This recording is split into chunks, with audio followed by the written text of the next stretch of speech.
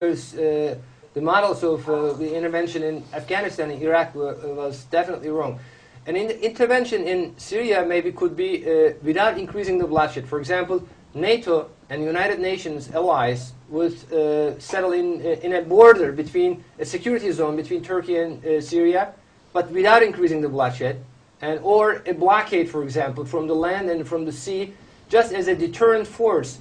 That may solve the problem. And also, I think it's very important that Russia's intervention in that, they would definitely, Assad would definitely listen to Putin and Russia. I think that's very crucial. And in fact, Putin came to Turkey to discuss this issue with our Prime Minister Erdogan. Jerry? I was reading an article that came out yesterday, or Friday, I guess it was. And part of this, where Mikhail Bogdanov had said that unfortunately the victory of Syrian opposition cannot be ruled out. And Russia is actually, they have in place a plan to evacuate Russian citizens. And if you look at other news in here, the U.S. with the UN has basically said the same thing. One thing I think that the hesitation, I think that we haven't touched on yet, is also there are situations with the UN, the US, Russia, Germany, China, that are also very touchy situations right now.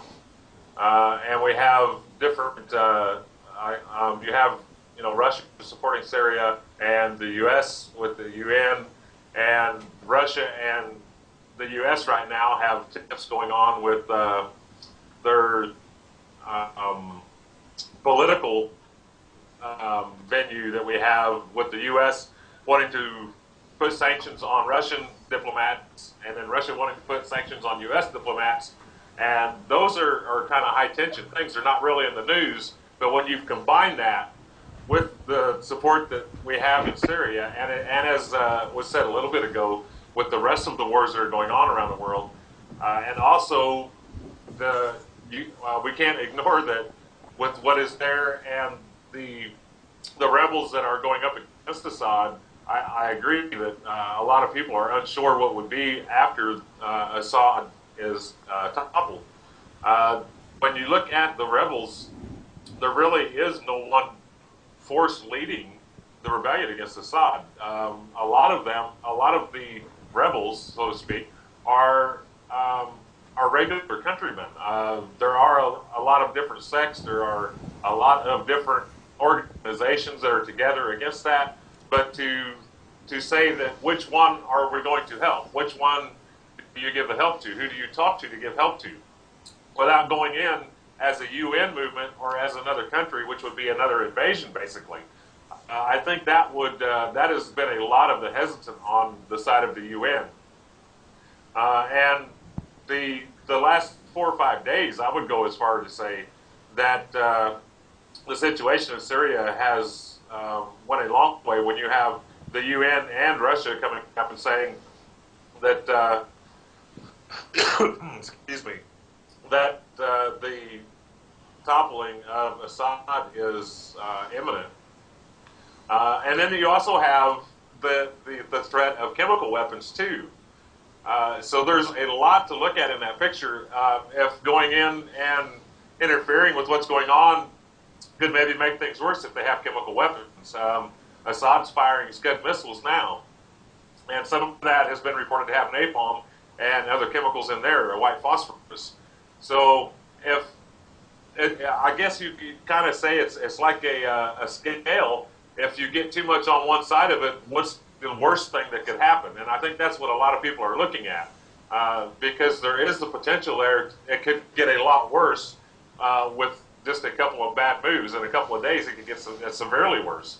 I think it's a lot more touchy situation than what we've seen in some other conflicts. But I do think that I think myself that it's going to be inevitable. I think it's going to have to be dealt with sooner than later, as far as the international community is coming together to figure out how to handle Syria after the topple of Assad. Let me just add 2 words, if I may. Please go ahead. Yeah, please. The key words here, I think, to understand, for your audience to understand, is first word I believe is fogginess. We don't know what's going on in Syria, and Jerry explained that eloquently. The second word is hesitation. Because we don't know, very hard to act. The third point is that there are red lines in the context of Syria, and first and foremost at this moment is everything having to do with the proliferation of chemical weapons and platforms of delivery, meaning missiles. I know that for Israel this is a red line, for the United States it's a red line, I believe also for Turkey. This is something of grave concern. The last thing I will say is that there are a lot of people in Israel that are deeply concerned by the humanitarian crisis in Syria and frustrated by the inability to do basically anything about it.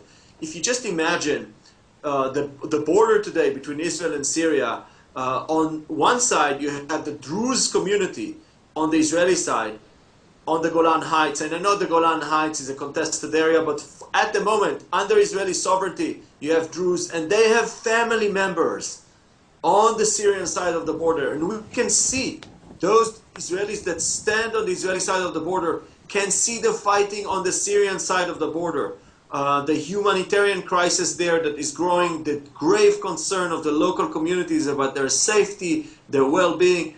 It's really, really troubling, and there are a lot of Israelis that are deeply concerned by that and frustrated by the inability to do anything in these circumstances.